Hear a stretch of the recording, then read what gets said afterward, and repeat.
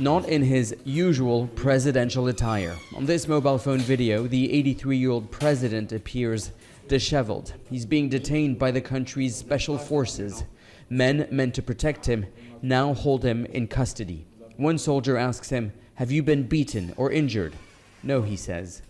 On national television, coup leader Mamady Doumbouya, a former French legionnaire, now head of the country's special forces, says the borders are closed and the constitution dissolved. Conde has been deposed. La personnalisation de la politique. The personalization of politics, of political life is over. We will no longer entrust politics to a man. We will entrust it to the people. We come only for that. It is the duty of a soldier to save the country. The only thing that motivates us is that we are going to put in place a system that does not exist, and we must all build this system together.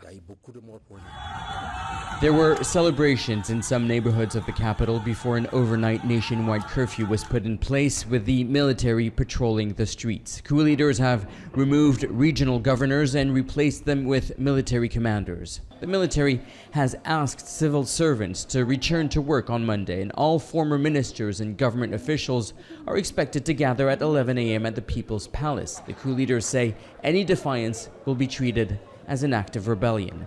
Earlier, gunfire and explosions were heard around the presidential palace, with men in uniform asking residents to stay indoors. Alpha Conde won last October's presidential election. Amidst widespread protest, he amended the constitution, allowing him to run for a third mandate. The outcome was disputed by the opposition and members of civil society. Security forces fired live rounds to disperse the demonstrators.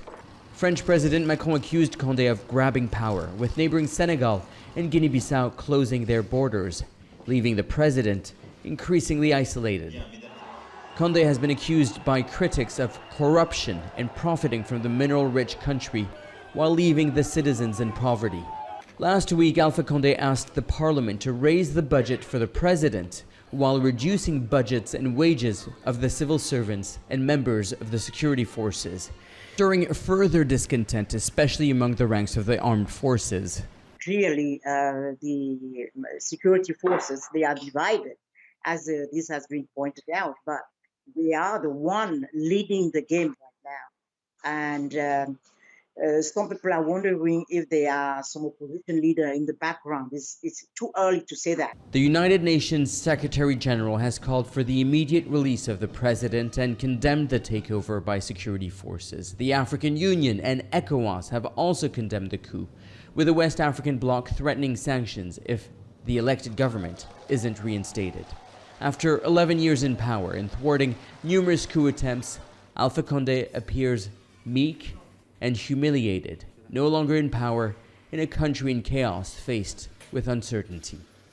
Nicolas, Haque, Al Jazeera. Well, Ghanaian journalist Yusuf Barr sent us this update from Conakry. Up to now, the president is in the hand of the special force. They've confirmed it, and they said the president is safe, and nothing is going to happen with the president.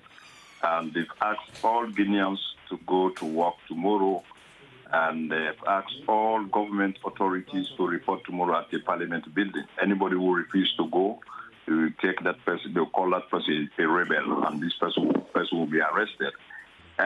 Just now, military officials were telling us, talking to we, the journalists, around the national television tonight, although we have the curfew, they said to us, Yusuf, this coup is not a military coup. This is for the people. We are here to free the people. We are here.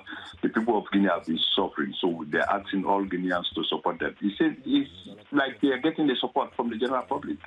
Everybody is in line with the coup leaders. Everybody, up to now, already is coffee, but there are some areas people are in the streets still dancing, welcoming the military.